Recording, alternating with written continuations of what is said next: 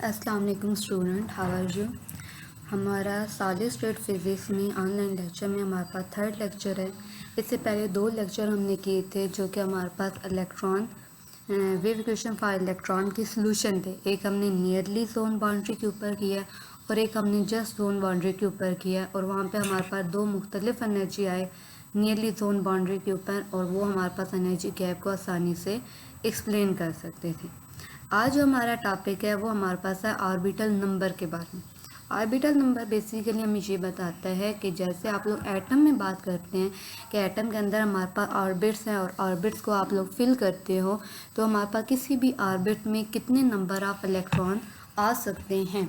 Similarly हम लोग यहाँ सॉलिड में भी यही चेक करेंगे कि हमारे पास सॉलिड के अंदर जो हमारे पास ऑब्जेक्ट किसी लेवल में फिल हो रहे हैं तो वो किसी लेवल में फिल कितने इलेक्ट्रॉन हो सकते हैं या किसी भी लेवल में फिल होने की जो इलेक्ट्रॉन की फिल होने की प्रोबेबिलिटी है मीन उसके होने की वहाँ पे कितने चांसेस हो सकते हैं और कितने मैक्सिमम आ सकते हैं उनके बारे में देखेंगे। तो हम लोगों ने अभी जब नियरली फ्री इलेक्ट्रॉन मॉडल को स्टार्ट किया है तो हम उसमें बात करते हैं ब्लॉक फंक्शन की।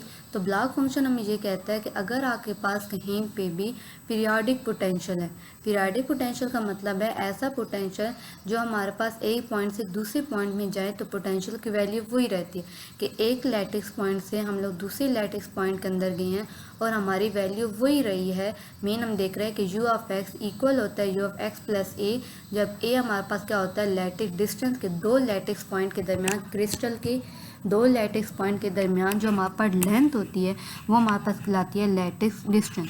ये हमारे पास लैटिक्स डिस्टेंस पे अगर हम लोग पहले एक्स पे था और अब हम मूव कर जाते हैं अगले नेक्स्ट पॉइंट पे जिसका डिस्टेंस एक्स प्लस ए होता है, लेकिन हम पोटेंशियल को देखते हैं कि हमारा पीरियोडिक है, मीन हमारे पास सेम पोटेंशियल है। तो अगर हमारे पास कहीं पे पोटेंशियल पीरियोडिक पोटेंशियल होता है तो उस टाइम उसका जो वेव फंक्शन होता है वो भी पीरियोडिक होता है और वो हमेशा इस फॉर्म में लिखा जाता है psi of x equal to u of x e की पावर आयोटा के एक्स।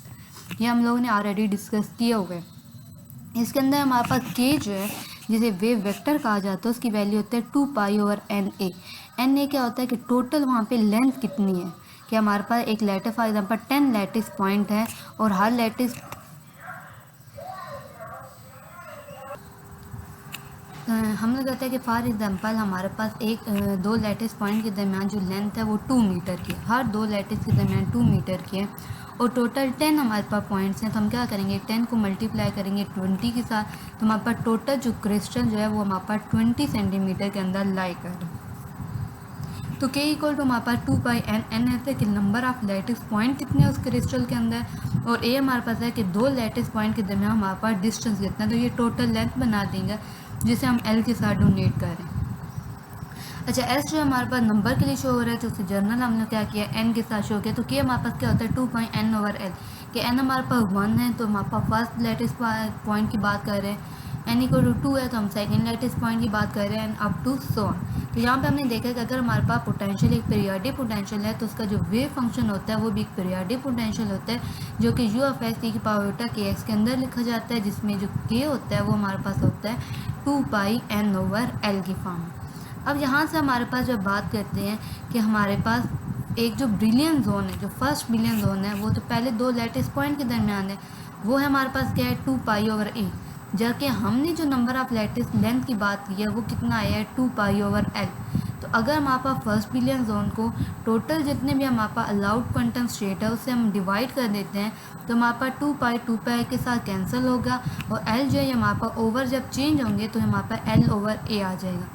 एल जो है उसे अगर हम लोग एल की जगह दोबारा वही लेंथ की वैल्यू को सब्स्टिट्यूट कर दें, मीन हमारे पास वैल्यू है एन ए, तो हमारे पास एन ए वैल्यू सब्स्टिट्यूट करते हैं तो एन एन के साथ कैंसिल हो जाता है और जस्ट एन रहते हैं जो हमारे पास नंबर ऑफ़ स्टेट बताएं और एक नंबर ऑफ़ स्टेट के अंदर जो टोटल इलेक्ट्रॉन्स होते हैं वो हमारे पास कितने हैं 2n। अब 2 इसके साथ क्यों आया है क्योंकि हमें पता है कि किसी भी स्टेट के अंदर 2 पॉसिबल इलेक्ट्रॉन हो सकते हैं, एक स्पिन अप के साथ और एक स्पिन डाउन के साथ। हम लोग इन्हें बात करते हैं कि हमारे पास पोली ने कहा था कि आपके पास जितने भी किसी भी हमारे पास 2 इलेक्ट्रॉन के लिए क्वांटम नंबर एक जैसे नहीं हो सकते।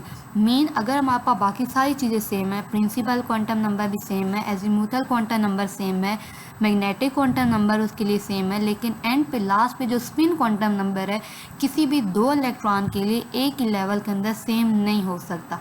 एक अगर हम कहते हैं कि स्पिन अप के साथ है तो दूसरा हमारे पास स्पिन डाउन के साथ एग्जिस्ट कर रहा होता है। तो इसी तरह अगर हम बात करते हैं कि हमारा फर्स्ट लेवल है एन, जो हमारे पास 1 है, तो उसके अंदर हम नंबर ऑफ़ इलेक्ट्रॉन्स कितने होंगे, वो हमारे पास 2 होंगे। 2 क्यों? एक हमारे पास स्पिन अप के साथ होगा और एक हमारे पास स्पिन डाउन के साथ होगा। तो यहाँ पहले हमने एक फाइंड किया कि नंबर ऑफ़ स्टेट कितनी होती हैं।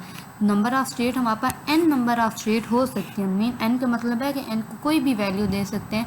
एक लैटिस के अंदर 25 स्टेट भी हो सकती हैं, एक लैटिस के अंदर 30 स्टेट भी हो सकती है, तो वो डिपेंड करती हैं। लेकिन उनके अंदर इलेक्ट्रॉन्स कितने होंगे, वो 2n होगी। मीन इसका मतलब ये है कि फॉर एग्जांपल मेरे पास 15 स्टेट हैं, नंबर ऑफ़ स्टेट अपने लैटिस के अंदर 15 है, तो हम लोग देखेंगे कि 15 स्टेट के अंदर जो नंबर ऑफ़ इलेक्ट्रॉन जो हमारे पास फिल होंगे वो हमारे पास 15 स्टेट है, तो हमारे पास 30 नंबर ऑफ़ इलेक्ट्रॉन इसके अंदर फिल होंगे। या दूसरी वर्ड में हम चले, अगर हमें कहा जाता है कि हमारे पास 30 इलेक्ट्रॉन्स हैं तो कितनी स्टेट हमारे पास फिल होंगी, तो हर लेवल में 2 आप फिल करेंगे तो आगे 15 जो स्टेट होंगी वो हमारे पास फिल हो जाएंगे। तो ये आर्बिटल नंबर क्या है कि किसी भी आर्बिट्स में मतलब किसी भी क्रिस्टल के पास कितनी नंबर ऑफ़ स्टेट्स हैं और फिर उन स्टेट में कितने नंबर ऑफ़ इलेक्ट्रॉन जो है वो हमारे पास फिल्ड हो सकते हैं। तो ये हमने देखा है कि किसी भी क्रिस्टल के अंदर n number of allowed state हो सकती हैं और उन अलाउड स्टेट के अंदर 2n नंबर ऑफ़ इलेक्ट्रॉन हमारे पास पॉसिबल हो सकते हैं। तो ये हमारे पास एक छोटा सा टॉपिक था आर्बिटल नंबर के बारे में। अब इसी लेक्चर में हम अपना एक सेकंड टॉपिक स्टार्ट लेंगे और नेक्स्ट हमारे पास टॉपिक है कि हम लोग देखेंगे डिफरेंट मटेरियल के बारे में। हमने पहले बात की थी कि हमारे पास जो मटेरियल की बात करें, मैटर की बात करें, तो कुछ हमारे पास इंसुलेटर होते हैं, कुछ हमारे पास सेमीकंडक्टर होते हैं और कुछ हमारे पास कंडक्टर होते हैं। अब पहले हम लोग आ जाते हैं इंसुलेटर के बारे में। बहुत बेसिक डेफिनेशन में या बहुत बेसिक कंसेप्ट में हम लोग चेक करें तो हम कहते हैं इंसुलेटर एक ऐसा मटेरियल होता है जिसके अंदर से इलेक्ट्रिसिटी या थर्मल एनर्जी दोनों की बात की जाती है कि आप लोग कहते हैं इलेक्ट्रिक एनर्जी या थर्मल एनर्जी पास नहीं करती। मीन अगर हमारे पास दूसरी वर्डिंग में हम इजी वर्डिंग बात करें, हम कहते हैं उसके अंदर से करंट या हीट जो है वो हमारे पास फ्लो नहीं करती। जिसकी बड़ी इजी से हमारे पास एग्जांपल है प्लास्टिक कि अगर फॉर एग्जांपल या वुड के आसानी से लेते हैं कि आपके पास वुड है, वुड का स्पून है और आपने क्या किया, उसे हमारे पास आग के ऊपर रखा है, तो आप देखोगे कि उसका जो बैक एंड जहाँ से आपने होल्ड उसी किया हुआ है वहाँ पे वो गर्म नहीं होगा। तो बेसिकली वो क्या है कि वुड जो है एक इंसुलेटर है, उसके अंदर जो हीट है वो हमारे पास आसानी से फ्लो नहीं कर सकती, जिसकी वजह से हीट एक एंड से दूसरे एंड में आग के पास जो है वो हमारे पास नहीं पहुँचती। ये इसी तरह इलेक्ट्रिसिटी की बात करें कि अगर हमारे पास कहीं पे वायर वुड के एक साइड पे अटैच है हमारे पास, उसकी करंट उसकी वायर के अंदर मौजूद है, लेकिन अगर आपने दूसरे एंड को पकड़ा हुआ है तो आपको करंट नहीं लग रहा क्योंकि वो हमारे पास इंसुलेटर है, उसके अंदर से करंट फ्लो नहीं करता। लेकिन ये तो बहुत बेसिक वाली बच्चों वाली बात है। अब हम अपने लेवल के ऊपर आते हैं। तो हमारे लेवल में जब हम बात करते हैं किसी भी एटम को फिल करते हैं तो उसके अंदर जो बैंड होते हैं उस बैंड के मुख्तलिफ चीज़ों में जो हमारे पास लो जिसमें टोटल नंबर फिल हो जाते हैं, मतलब जितने उन्हें ज़रूरत होते हैं नंबर ऑफ़ इलेक्ट्रॉन वो उनके अंदर हमारे पास आ जाते हैं, वो कंप्लीट हो जाते हैं। अब लास्ट वाला जो फिल लेवल होता है, ये लास्ट वाला इनकम्प्लीट लेवल जो होता है, उस लेवल को हम लोग कहते हैं वैलेंस बैंड। और वैलेंस बैंड से जो अबव में लेवल होता है उसे हम कहते हैं कंडक्शन बैंड। दो मेन बैंड की बात करनी है, वैलेंस बैंड और हमने कंडक्शन बैंड। तो वैलेंस बैंड क्या है कि जो लास्ट फील्ड लेवल होता है वो कंप्लीट भी हो सकता है, वो पार्शियल फील्ड भी हो सकता है। तो लास्ट हमारे पास जो है वो लेवल्ड है और जो कंडक्शन क्या है उससे नेक्स्ट वाला लेवल वैलेंस से अबव वाला लेवल है। अब इंसुलेटर में क्या होता है कि वैलेंस बैंड तो हमारे पास कंप्लीट फील्ड है, लेकिन कंडक्शन बैंड हमारे पास एम्प्टी है, में कंडक्शन में कोई इलेक्ट्रॉन नहीं है। जब वहाँ पे कोई इलेक्ट्रॉन नहीं है तो आपके पास कोई भी इलेक्ट्रॉन कंट्रीब्यूशन के लिए अवेलेबल नहीं है जो करंट को या हीट को एक जगह से दूसरी जगह पे फ्लो करवा सके। और उसकी रीज़न जो होती है कि हमारे पास वैलेंस बैंड और कंडक्शन बैंड के दरमियान जो गैप होता है वो हमारे पास बहुत ज़्यादा होता है। अगर हम लोग इसके डायग्राम में चेक करें तो हमारे पास इंसुलेटर की बात करें तो हमारे पास जो वैलेंस बैंड और कंडक्शन बैंड के दरमियान जो गैप है वो बहुत ज़्यादा है। तो हमारे वैलेंस इलेक्ट्रॉन जो हैं उनके पास इतनी एनर्जी नहीं है कि उस गैप को ओवरकम कर सकें और कंडक्शन में जा सकें। जब वो कंडक्शन में नहीं पहुंचते तो कंडक्शन का प्रोसेस नहीं हो पाता, जिसकी वजह से हीट या एनर्जी जो होती है वो हमारे पास एक जगह से दूसरी जगह फ्लो नहीं कर पाती। जबकि नेक्स्ट हमारे पास है कंडक्टर। अब कंडक्टर में हमारे पास क्या होता है कि कंडक्टर में जो वैलेंस बैंड होता है वो तो हमारे पास कम्प्लीटली फिल्ड होता है, लेकिन कंडक्शन बैंड जो होता है वो भी हमारे पास पार्शली फिल्ड है। मीन उसके पास भी कुछ ना कुछ इलेक्ट्रॉन मौजूद है। और दूसरा उसके अंदर जो मेन बात है कि दो वैलेंस बैंड और कंडक्शन बैंड के दरमियान ये नैरो कवर्ड है कि उनके दरमियान नैरो गैप होता है, इतना कम गैप होता है कि हमारे पास कोई भी जो पार्टिकल है वो आसानी से वैलेंस बैंड से कंडक्शन बैंड में मूव कर सकते हैं। अगर हम थर्ड डायग्राम को देखें तो हमारे पास वैलेंस बैंड और कंडक्शन बैंड इतने एक दूसरे के क्लोज है कि उनके दरमियान गैप बहुत कम है। तो जैसे ही किसी वैलेंस इलेक्ट्रॉन को एनर्जी मिलती है वो आराम से अपनी एनर्जी को गेन करके कंडक्शन में चले जाते हैं, और जैसे ही वो कंडक्शन में पहुंचते हैं तो अपनी कंडक्टिविटी के प्रोसेस को आसानी से कर सकते हैं। मीन वो हीट को फ्लो करवाना है तो आसानी से करवा सकते हैं, इलेक्ट्रिसिटी को फ्लो करवाना है तो वो भी वो आसानी से कर सकते हैं। लास्ट में हमारे पास है सेमीकंडक्टर। अब सेमीकंडक्टर क्या होते हैं, ये ऐसे मटेरियल होते हैं जिनका वैलेंस बैंड भी पार्शली मीन हाफ फिल्ड होता है और जो कंडक्शन बैंड है वो भी हमारे पास हाफ फिल्ड होता है। लेकिन इनसे थोड़ी बात इंसुलेटर के मुकाबले में फ़ायदा ये है कि इसका गैप जो है इंसुलेटर के मुकाबले में कम होता है। अब ये कम है तो ये जो वैलेंस बैंड वाले इलेक्ट्रॉन्स हैं वो आराम से कंडक्शन बैंड में जा सकते हैं अगर हम उन्हें एनर्जी सप्लाई करें।